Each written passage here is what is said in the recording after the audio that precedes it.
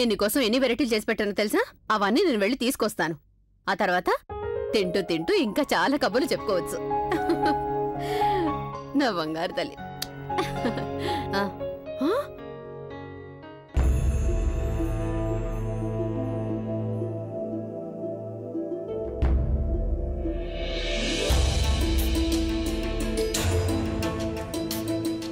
అక్క, నేను అసలేం వింటున్నాను? నువ్వు బావగారిని ప్రేమించడం మొదలు పెట్టావా?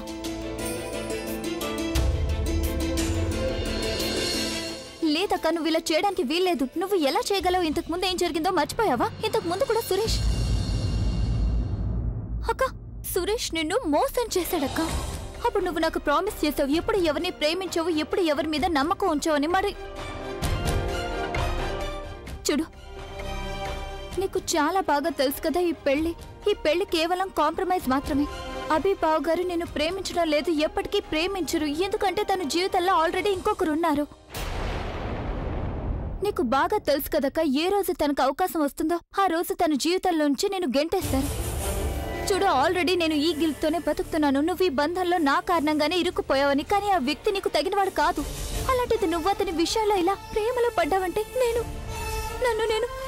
నన్ను నేను ఎప్పటికీ క్షమించుకోలేనేమో. నువ్వు నేను చెప్పింది వినాల్సింది. ప్రేమ నమ్మకంతో రాయిని భగవంతుడిగా మార్చవచ్చేమో, కానీ రాయి లాంటి మనసున్న మనిషిని ఎప్పటికీ మార్చడం కుదరదు. అక్క, బావగారు సీరియస్ గా నీకు తగినవాడు కాదని తెలుసుకో. అతన్ని ప్రేమించడం వల్ల నీకు కేవలం కష్టాలు, అవమానాలే. అవసరం లేదు బుల్బుల్.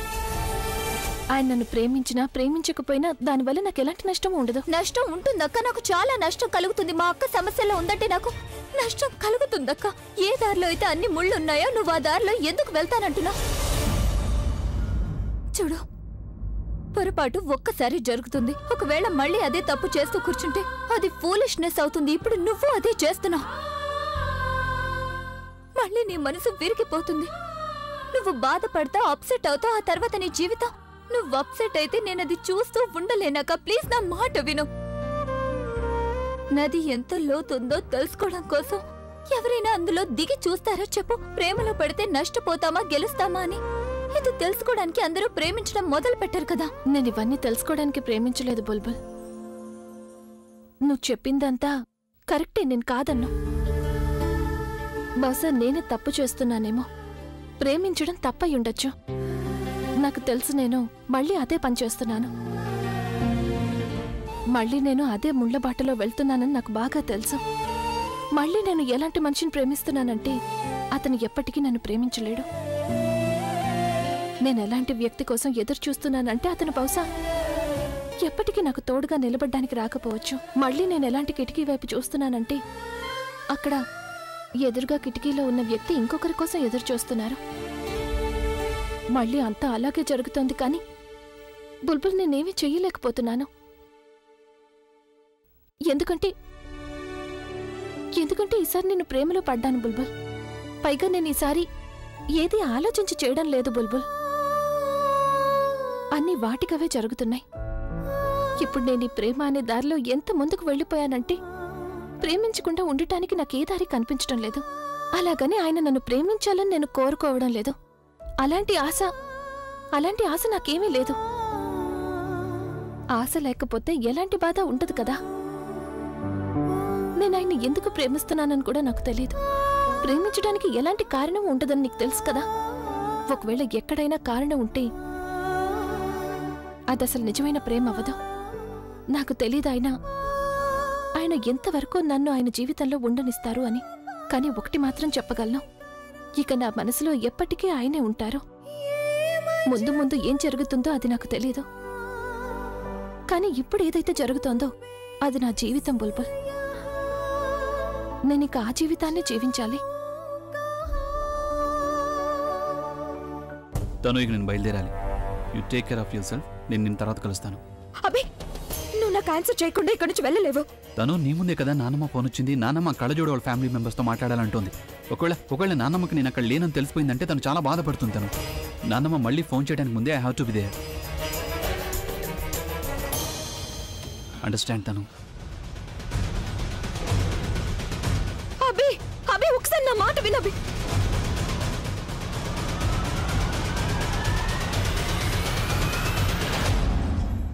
సరళ, నా స్నేహితురాలు పింకీ ఉంది తెలుసు కదా. తను నాతో ఏం చెప్పిందంటే ఈసారి దీపావళికి ఏదైతే ముహూర్తం వస్తుందో ఆ ముహూర్తంలో నక్షత్రాల పొజిషను చాలా అద్భుతంగా ఉంది అని. అలాంటి ముహూర్తం మళ్ళీ 50 ఏళ్ల తర్వాత వచ్చిందని.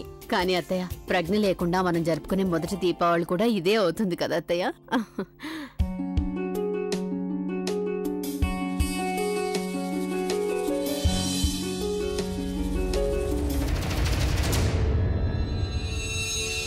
కానీ అభి కొన్ని రోజులుగా నా దగ్గర అసలు ఏమీ లేదని నాకు అనిపిస్తుంది.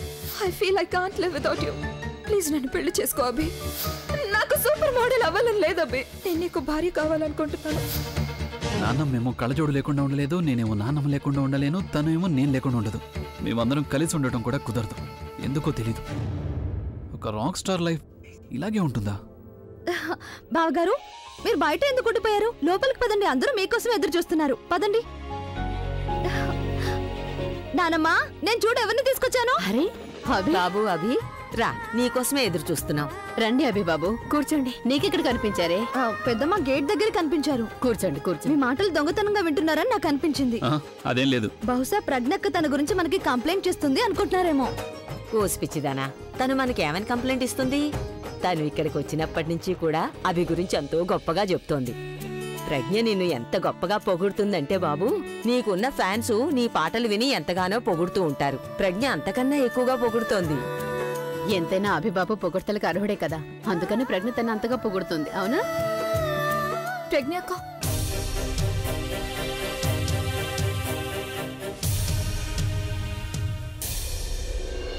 ప్రజ్ఞ, నువ్వు ఒక పని చేయి తల్లి. వెళ్ళి అభి కోసం మంచినీళ్ళు తీసుకురా. టీ మాత్రం స్వయంగా నా చేతులతో నేనే చేస్తాను. వెళ్ళు. ఇంకా అభిబాబు, ఇంట్లో అంతా ఎలా ఉన్నారు? ఆంటీ, ఇంట్లో అందరూ బానే ఉన్నారు. మీలాంటి కొడుకు ఆ ఇంట్లో ఉన్నంత వరకు ఎవరికి ఎలాంటి సమస్యలు రావు కదా. మీకు తెలుసుగా, ఈ కాలంలో ఎవరు ఎవరికి సహాయమే చేయడం లేదు. దూరంగా ఎక్కడో నిలబడి తమాషా చూస్తూ ఉంటారు. కానీ మీరొక పెద్ద రాక్ స్టార్ అని కూడా ఆలోచించలేదు. ముందుకొచ్చి మాకెంతో సహాయం చేశారు. మీరు ఏవైతే సమస్యలు వచ్చాయో వాటన్నింటినీ తొలగించేశారు. మీ ప్లేస్లో మా వాళ్ళు ఎవరైనా ఉంటే సహాయం చేసేవాళ్లే కాదు. మీరు మరీ ఎక్కువ పొగుడుతున్నారు. మీరు చేసిన సహాయం మీకు గొప్పగా అనిపించకపోవచ్చు, కానీ దీనికి మేము మీకు జీవితాంతం రుణపడి ఉండిపోయాం బాబు. మీ రుణం మేము ఎప్పటికీ తీర్చుకోలేము. మీరు మా కోసం ఎంతో చేశారు. ఈ రోజు మీకు ఒక విషయం చెప్పాలని నాకు అనిపిస్తోంది. మీరు తప్పుగా అనుకోకపోతే చెప్పనా? చెప్పండి. ముందు నీళ్లు తాగండి. తీసుకోండి బాబు. Thank you. కూర్చున్నావా? మీకైతే తెలుసు కదా బాబు, నా ఇద్దరు కూతుళ్ళు నాకు నా ప్రాణం కంటే ఎక్కువ. ఎప్పుడూ కొడుకుంటే బాగుండని నాకు అనిపించలేదు, కానీ మన సమాజమే అలాంటిది బాబు. ముందొకటి వెనుకొకటి మాట్లాడుతూనే ఉంటారు అందరూ, ఒక కొడుకుంటే చాలా బాగుండేది అని. కానీ మీరు మా జీవితంలోకి వచ్చినప్పటి నుండి నేను ఈ ప్రపంచానికి అంతటికీ ఎంతో గర్వంగా చెప్తూ వస్తున్నాను, నాకు కూడా ఒక కొడుకున్నాడు అని.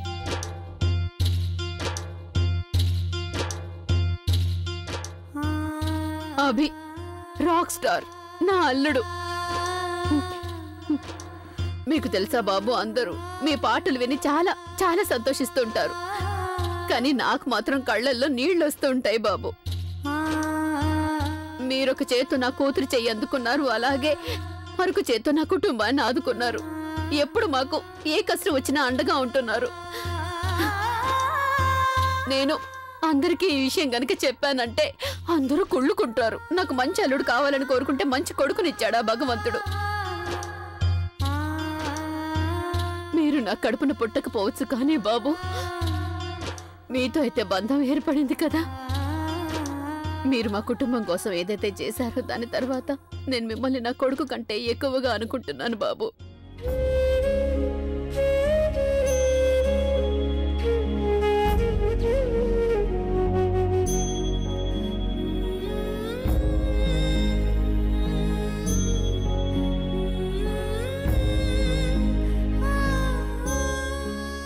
అయ్యో బాబు, కాస్త మంచి నీళ్ళు తాగు. అయ్యో, నేను వాష్రూమ్కి వెళ్ళొస్తాను.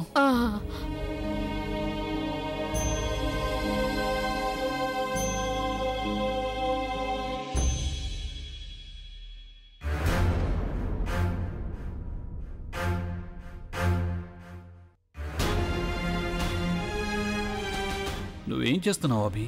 అసలు ఏ ట్రిప్లోకి వెళ్తున్నావు? యు నో వాట్, తప్పు ఎవరిది కాదు, కేవలం నీదే. ఎందుకంటే నువ్వు ఒక ఎమోషనల్ ఫూల్వి. నువ్వు ఎవరికి చెడు చేయలేవు, అలాగే ఎవరికి చెడు జరిగితే చూడలేవు. అందుకే అసలు చెడు అంతా నీకే జరుగుతుంది. కానీ మీరు మా జీవితంలోకి వచ్చినప్పటి నుండి నేను ఈ ప్రపంచానికి అంతటికీ ఎంతో గర్వంగా చెప్తూ వస్తున్నాను, నాకు కూడా ఒక కొడుకున్నాడు అని. అభి రాక్ స్టార్, నా అల్లుడు. భర్త, అల్లుడు, ఇప్పుడేమో కొడుకు కూడా. ఇక్కడ ఒకదాని తర్వాత ఒక బంధం ఏర్పడుతోంది. అక్కడేమో తను నన్ను పెళ్లి చేసుకోవాలని ఆలోచిస్తోంది. ఎవరికి ఏమవుతుందో నాకు తెలియదు, కానీ ఒక విషయం మాత్రం కన్ఫర్మ్, ఎవరో ఒకరి మనసు 100% విరిగిపోతుంది. మా అమ్మ నేను ముందే కోల్పోయాను, కానీ ఈ అమ్మ మనసు నేను ఎలా విరిచేయగలను? వీళ్ళందరి దశలో ఏ తప్పు లేదు కదా.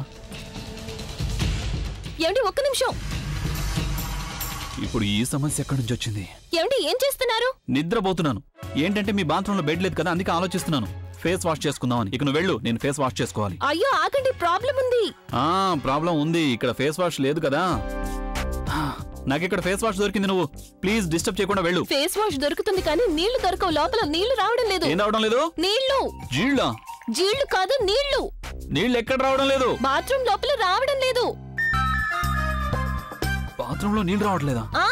నీకు అసలు బుర్ర ఉందా లేదా? కళ్ళజోడు ముందే చెప్పలేవా నీళ్లు రావడం లేదని? ఇప్పుడు నేనేం చేయాలి? అరే నాకేం తెలుసు మీరు బాత్రూమ్ వచ్చి మొహం కడుక్కుంటారని. ఓ యు సో జీనియస్. బాత్రూమ్ కి ఎవరు ఏ పని మీద వచ్చినా వాళ్ళకి నీళ్ళు అవసరం ఉంటుంది కదా మహాతల్లి. ఓ మరి నాకు ముందే చెప్పొచ్చు కదా ఇక్కడ అసలు నీళ్లు లేవని. నీళ్లు రావడం లేదని మీకు చెప్పాలని వచ్చాను, కానీ కొంచెం ఆలస్యమైంది. కొంచెం కాదు, చాలా ఆలస్యం అయిపోయింది. నేను మొహానికి సోప్ రాసేసుకున్నాను, కళ్ళు మండుతున్నాయి నాకు ఇక్కడ. ఇంతకీ అసలు నువ్వు ఏం ఫేస్ వాష్ వాడుతున్నావు? నాకు కళ్ళు మండిన తర్వాతే అర్థమైంది నువ్వు ఇంత సన్నగా ఎందుకున్నావు అనేది. ఎందుకు? ఫేస్ వాష్ రాసుకుంటున్నావు కదా వెయిట్ లాస్ కోసం. మీరుండండి, నేను నీళ్లు తీసుకొస్తాను. నాకు నీళ్లు కావాలి, ఒక బాటిల్. ఏయ్ కళ్ళజోడు, నువ్వు కావాలని నాకు ఇదంతా చేస్తున్నావు కదా. నువ్వు ఒక రాక్ స్టార్ ని ఇబ్బంది పెట్టాలని ప్లాన్ చేస్తున్నావా? దీనికి నువ్వు చాలా బాధపడతావు. నీళ్లు తెచ్చావా? ఇదిగోండి. అయ్యో స్నానం చేయడానికి కాదు. నేనేం చేయాలి ఇప్పుడు? ఉండండి, నేను ఇస్తాను. ఇదిగోండి.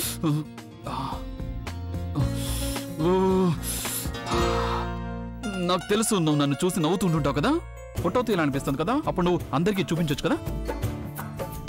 Crazy, crazy, crazy, crazy feeling. It's a crazy, crazy, crazy, crazy feeling. It's a crazy, crazy, crazy, crazy feeling. It's a crazy, crazy, crazy, crazy feeling. ఎందుకు అలా చూస్తున్నావు? ఖచ్చితంగా నన్ను టార్చర్ చేయడానికి ప్లాన్ చేస్తూ ఉంటుంటావు. What's wrong with you? ఏం ఆలోచిస్తున్నావు నువ్వు? నేనేవి ఆలోచించడం లేదు, కానీ మీరేదో కంగారుగా ఉన్నారని నాకు అనిపిస్తోంది.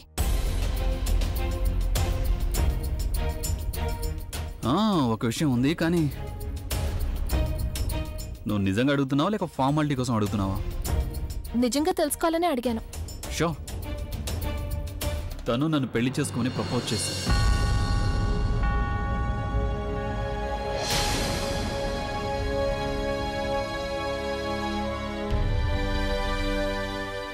I was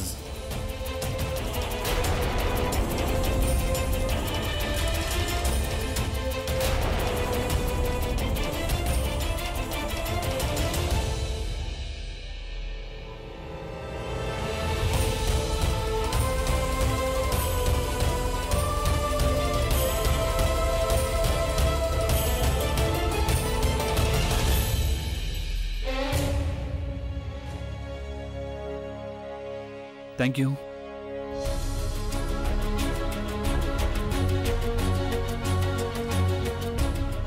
తను మన మాటలని వినేసిందా? లేదు కదా. నేనేదో తమాషాగా నన్ను, తను నన్నేమి ప్రపోజ్ గిపోజ్ ఏం చేయలేదు, కానీ ఒకవేళ తను మన మాటలు నిజం అనుకొని అందరికి చెప్పేసిందంటే, oh damn, we have enough fakes. నువ్వెందుకు అలా చూస్తున్నావు? తమాషా కన్నా నేను ఇంతకు ముందు కూడా నీతో తమాషాలు చేశాను కదా, కానీ నాకు మాత్రం తెలుసు నీ వెనక నీ చెల్లెలు కూడా వచ్చేస్తుందని. చెప్పు, ఎందుకు ఇలా మౌనంగా చూస్తున్నావు? నువ్వు ప్రతిసారి బటన్ నొక్కితేనే పని చేస్తావా? మర్చిపోయాను నేను. నేను మీకు ఎన్నోసార్లు చెప్పాను, దయచేసి ఇలాంటి జోకులు ఇక్కడ ఎప్పుడు వేయకండి అని. మీరు ఇలాంటి జోకులు వేయడం వల్ల మా ఇంట్లో అందరూ అప్సెట్ అవుతారని ఎన్నోసార్లు చెప్పాను. మీకు ఇదంతా సరదాగా ఉందా? మాటి మాటికి ఎందుకు ఇలా చేస్తున్నారు మీరు? నాకు అర్థం కావడం లేదు. ఇప్పుడు వీళ్ళందరికీ ఏం చెప్పాలి? ఫైన్, ఐఎమ్ సారీ, నా వల్ల తప్పు జరిగింది. ఇప్పుడు నన్ను చంపేస్తావా? నాకు లెక్చర్ ఇవ్వడంలో ప్రయోజనం ఉండదు. వెళ్ళి తనని ఆపు. ఎందుకంటే ఒకవేళ తను వెళ్ళి ఈ విషయం ఈ కుటుంబానికి చెప్పిందంటే అప్పుడు మనం కాదు, నువ్వు ఎవరికి లెక్చర్ ఇవ్వడానికి పనికి రాకుండా పోతావు. వెళ్తున్నాను. Oh God, why am I such a problem child, man? నా జీవితం ఎందుకు ఇలా మారిపోయింది? ఇండిపెండెంట్ అనే విషయమే లేకుండా పోయింది నా లైఫ్లో. నేను ఎవరికి నా ప్రాబ్లం చెప్పుకోలేను, కనీసం ఎవరికి నా ఫీలింగ్స్ని షేర్ చేసుకోలేను. ఒక్కోసారి నాకు ఎలా అనిపిస్తుందంటే ఏదైనా కొండెక్కి అక్కడి నుంచి లేదు, కంట్రోల్ అవి కంట్రోల్. ఇక ఈ విషయం నేను ఎవరికీ చెప్పలేను. ఒకవేళ ఈ విషయం నానమ్మ దాకా వెళితే ఏం జరుగుతుందో ఊహించలేను నేను. No, I can't tell anyone. Bulbul నాకు తెలిసి నువ్వేం ఆలోచిస్తున్నావో, కానీ నీకు తెలిసిన సంగతే కదా ఆయనకి ఇది అలవాటు ఇలా జోకులు వేయడం. నేను బాధపడాలని ఆయన ఇలా ఏదో ఒకటి అంటూ ఉంటారు, కానీ ఇప్పుడు నాకు కూడా అలవాటైపోయింది. నాకేమి బాధగా అనిపిస్తుందక్క. బావగారు చెప్పిన విధానం చూస్తుంటే అది నిజమే అని నాకు అనిపిస్తుంది. కానీ నువ్వు నిజాన్ని చూడాలనుకోవడం లేదు, ఎందుకంటే నీ కళ్ళకి ప్రేమ అనే గంతులు కట్టున్నాయి. ఆ సురేష్ విషయంలో కూడా ఇలాగే జరిగింది. నువ్వు తెలుసుకోలేకపోయావు కదా ఆ సురేష్ నిన్ను కాదు నన్ను ప్రేమిస్తున్నాడని. అచ్చం అలాగే నువ్వు ఇప్పుడు కూడా తెలుసుకోవడం లేదు. బావగారు నిన్ను కాదు తనుని ప్రేమిస్తున్నాడని. నువ్వు చూడు, ఇలా కూడా జరుగుండొచ్చు కదా. నేనే వినడంలో పొరపాటు చేసుండొచ్చు. ఒకవేళ నేనేదైనా అక్క, నువ్వు చేసిన తప్పని నిరూపించాలనుకోవడం లేదు. మళ్ళీ నీకు ఆ బాధ కలగకూడదనే నేను ఇదంతా నీకు చెప్తున్నాను. ప్లీజ్ నా మాట నమ్మక్క. ఏదైతే బావగారు చెప్పారో అదంతా కూడా నిజమే. చూడు బుల్బుల్, నేను నిజానికి దూరంగా వెళ్ళడం లేదు. అమ్మ దగ్గర నేను నిజం దాచిపెడుతున్నాను. నాకు తెలుసు, మనిద్దరికీ తెలుసు ఆయన కేవలం ఈ పెళ్లి నా మీద పగ తీర్చుకోవడానికి చేసుకున్నారని. అలాగే నువ్వు ఇదే ఆలోచిస్తున్నావు కదా, నాకు అన్యాయం జరిగింది, నేను మోసపోయాను అని. బుల్బుల్, నాకు నిజంగానే తెలియదు నేను ఆయన్ని ఇలా ప్రేమిస్తాను అని.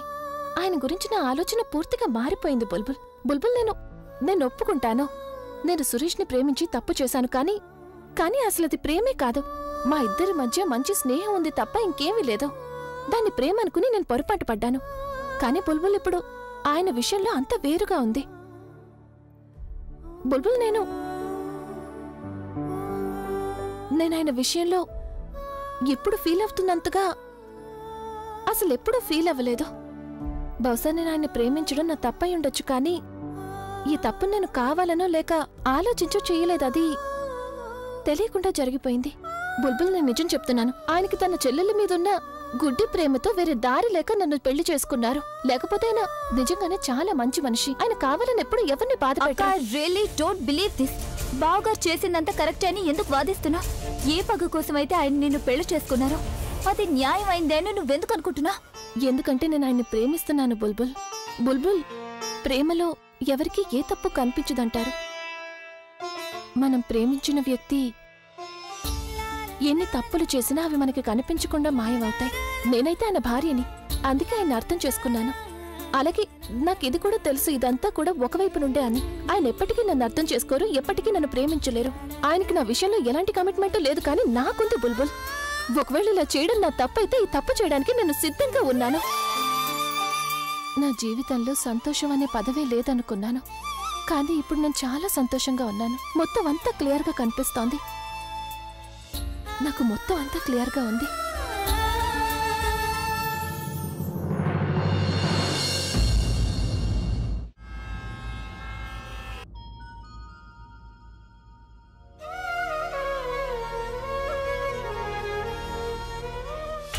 I feel I can't live without you. Please నన్ను పెళ్లి చేసుకో అభి. నాకు సూపర్ మోడల్ అవ్వాలని లేదు అభి, నేను నీకు భార్య కావాలనుకుంటున్నాను. ఏ పగ కోసమైతే ఆయన నిన్ను పెళ్లి చేసుకున్నారో అది న్యాయమైందని నువ్వెందుకు అనుకుంటున్నా? కానీ మీరు మా జీవితంలోకి వచ్చినప్పటి నుండి నేను ఈ ప్రపంచానికి అంతటికీ ఎంతో గర్వంగా చెప్తూ వస్తున్నాను, నాకు కూడా ఒక కొడుకున్నాడు అని.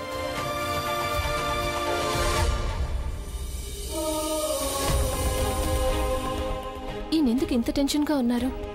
ఈరోజు ఆయన ఏదైతే చెప్పారో అది ఏడ్పించడానికి అన్నారా, లేక నిజంగానే తను? రాజ్, ఇదే విధంగా మీరు నన్ను చూసుకుంటూ ఉన్నారంటే అప్పుడు నేను మిమ్మల్ని మోసం చేయాల్సిన అవసరం ఎప్పుడూ ఉండదు. మోసమా? ఏం మోసం? మోసమా? అదేంటి? మోసం కాదు, షాపింగ్. షాపింగ్ మోసం అన్నావు? లేదు రాజ్, అది నేను షాపింగ్ అన్నాను. రాజ్, ఇలా చూడు, ఇంత డబ్బులు ఇస్తావు నువ్వు నాకు, మార్కెట్కి వెళ్ళడానికి. నేను మొత్తం మార్కెట్ అంతా తిరుగుతూ ఉండాలి ఈ షాపింగ్ కోసం. చవక సామాన్లు ఎక్కడ దొరుకుతాయి, ఎక్కడ కొనాలి నేను అని ఒంటరిగా తిరుగుతూ ఉంటాను నేను. నువ్వు నాకు తోడుగా వచ్చి కొనిస్తే నాకిన్ని బాధలు ఉండవు కదా రాజ్.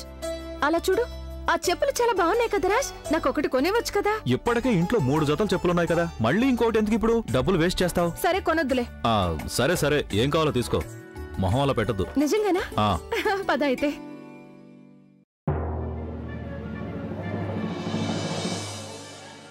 Hello mister. ఏమైంది సార్? ఏమైనా ప్రాబ్లమా? మిమ్మల్ని అరెస్ట్ చేయడానికి వచ్చాం. ఏంటి? నన్ను అరెస్ట్ చేస్తారా? ఎందుకు? ఒక మ్యారేజ్ హాల్ లీజ్ని క్యాన్సిల్ చేయడానికి మీరు లంచం తీసుకున్నారు. 2 తప్పులు. లంచం తీసుకోవడం, మీ హోదాని తప్పుగా వాడుకోవడం, 2 కూడా చట్టరీత్యా నేరాలే. చూడండి, మీరేదో పొరపాటు పడుతున్నట్టున్నారు. నేను ఈ రోజు వరకు ఎలాంటి తప్పు పని చేయలేదు, ఎవరి దగ్గర లంచం కూడా తీసుకోలేదు. మా దగ్గర మిమ్మల్ని అరెస్ట్ చేయడానికి వారెంట్ ఉంది, అలాగే ఆధారం కూడా ఉంది. అందుకే గొడవ చేయకుండా మాతో వస్తే బాగుంటుంది, లేకపోతే మేము బలవంతంగా తీసుకెళ్లాల్సి వస్తుంది. చూడండి, నేను మీకు చెప్తున్నాను కదా, నేను చాలా నిజాయితీ గలవాడిని. నేను ఈ రోజు వరకు ఏ తప్పు చేయలేదు. వైశాలి, నువ్వైనా చెప్పు, నేను ఎలాంటి వాడినో. నేను అలా చేస్తాను ఎప్పుడైనా?